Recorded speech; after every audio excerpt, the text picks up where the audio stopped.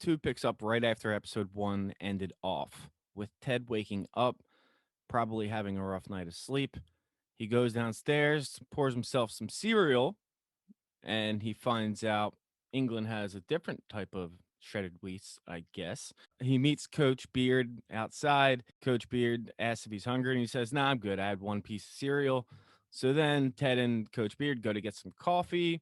They get excited. They say it feels like it's the first day of school as they head to the stadium, and they're enjoying the local scenery, watching some kids play soccer in the park.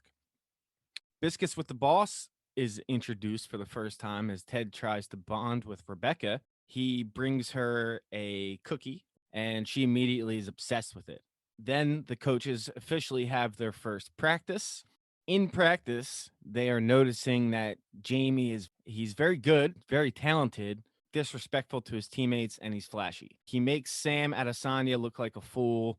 He makes him fall. Ted pulls me over to the sideline. And this is one of the first bits of Ted's great coaching showing through. He tries to tell Sam to be like a goldfish, a 10-second memory. And he wants Sam to be like a goldfish. If anything like that happens again, just forget about it. And he doesn't really seem to understand the message. So Ted goes to Nate to find out more about Sam. He finds out that he's been homesick of Nigeria and he's been underperforming since he joined AFC Richmond. Back in the locker room, Ted introduces a suggestion box for any changes players would want, from serious issues to snacks, whatever they think needs an adjustment. This all backfires when Ted and Coach Beard are at a bar, and it's mostly just people saying yank, wanker, yank, fuck off, wanker, uh, except they had one suggestion that the shower pressure in the locker room is horrible. Back at the stadium, Keely is asking Ted, which is better, lion or a panda?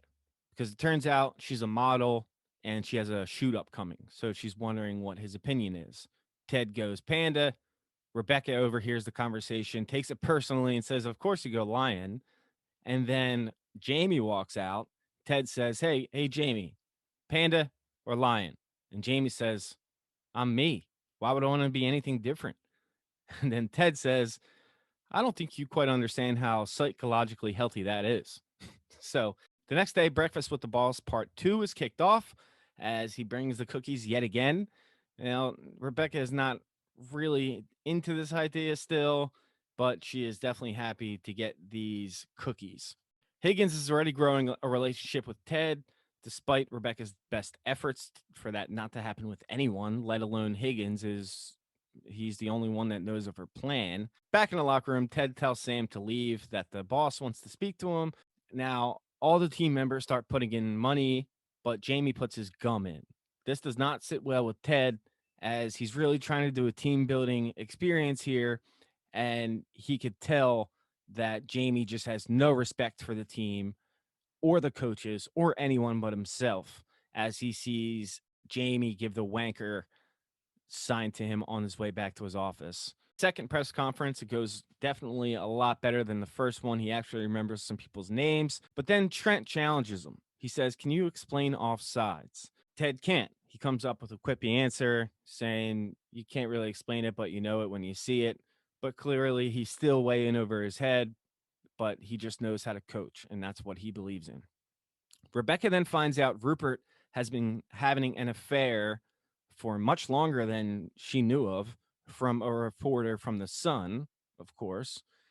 Ted talks to Rebecca about Jamie Tart. He wants to figure out, how to get to him. He wonders if Rebecca has any advice. Rebecca, of course, has the wrong advice in mind because she wants people not to like Ted. She suggests talking to Keely, and a plan ignites in her brain.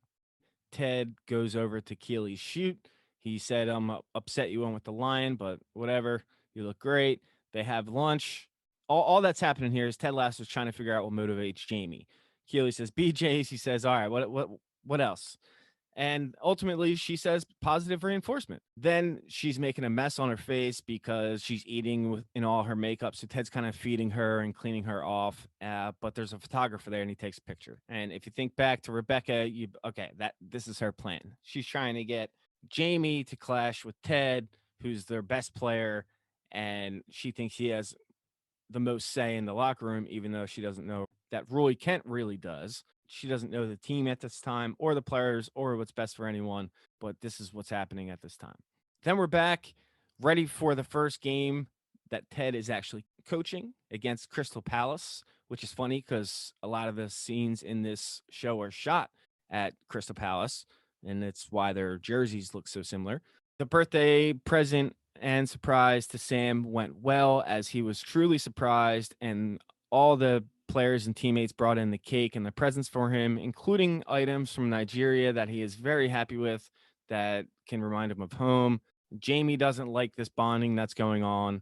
Then the entire Nelson Road Stadium, who are the fans of AFC Richmond, are shouting wanker at Ted Lasso. Nobody respects him. No one's giving him a chance, including the fans that are watching at a bar. Then Ted says to Coach Beard, well, we got 90 minutes to win them back. And it turns out they lose 4-1 as we see Roy Kent pissed off with this performance, and he steams off into the shower. In this game, Arlo White, who's a famous commenter, he mentioned that Sam Adesanya played very well. So it turns out that he's starting to turn it around. But they also show the one goal scored was scored by Jamie Tartt. It was a meaningless goal when they were already getting crushed, and he celebrated like he just won a World Cup. So Ted pulls Jamie into his office, compliments his skill, but he says he needs to work on being a teammate, and he needs to turn the me into us, and then the sky will truly be the limit for Jamie Tartt's potential. Roy notices the water pressure was fixed, and he seems to be a little bit happy with Ted for the first time here.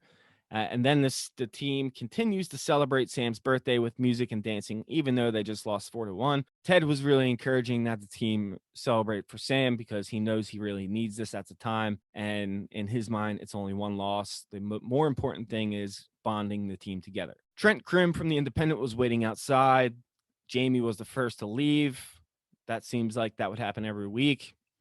He asked Jamie how he's taking a loss. At first, he trying to remember what Ted just said to him. He's trying to say it's, I'm more than one guy. It's about a team. But then he gets pissed off and he tells him about the partying going on in the locker room.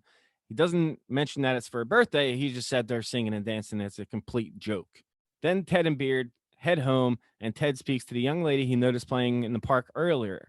She says, you were rubbish today, but he accepts this criticism because he respects her, because he saw her absolutely crossing people up earlier in the day. She nutmegged someone. She has a lot of skill. So the two begin kicking the ball around. Rebecca then speaks to Higgins about the cameraman she hired, getting Keely and Ted to look like they were on a date. Higgins calls her to say, is this really what you want? Do you want us to post this story? At the same exact moment, she sees a video of Rupert's new flame on TV. She remembers earlier that he'd been cheating on her for so much longer, so she wants to stick to her plan to ruin Rupert's love, which is AFC Richmond. So she decides to leak the pictures. Hey, everybody, thank you so much for watching this recap. That was actually my buddy Dan from Scene Invader, so do me a favor. Head on over there and give them the subscription, not me, because they helped me out with this one. They also just have, good stuff on their channel that you should watch and check out. Make sure to like, subscribe, all that crap. Hey, go buy a mug, too, because, I got bills to pay.